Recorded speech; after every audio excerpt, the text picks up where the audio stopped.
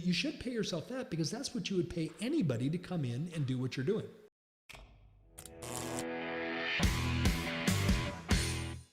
Let's go back and look at what is a dentist worth producing dentistry in his or her practice. What is that dentist worth? That can be determined very easily by fair market value. And I would suggest that you pay yourself just like you would if you were hiring an associate in the practice. And the range of salary, the range of compensation for an associate, it can vary a little bit depending on their productivity, but typically we're looking at 30% of their collections. In other words, 30% of the collections on dentistry that the associate did will be his or her compensation, 30%. So at a base level, a dentist is worth 30% on the dentistry that he or she produces that are collected. And it's important to say collections, Darren, because there are write-offs. It could be charity dentistry.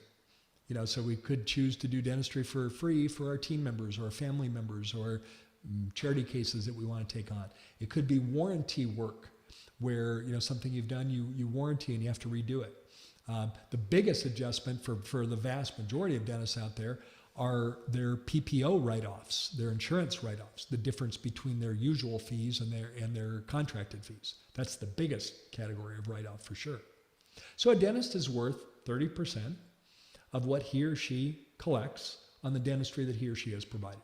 And that's the compensation, because you should pay yourself that because that's what you would pay anybody to come in and do what you're doing. That make sense? Makes sense, Gary. I have a question for you. I know the long word EBITDA, right? Earnings before interest, taxes, depreciation, and amortization. To simplify it, you use the word profit. You just mean earnings before taxes. In other words, forget about the other stuff. Just look at how much earnings you have before you pay taxes. Is that what you call earnings? Yeah, it's profit. It's what's left.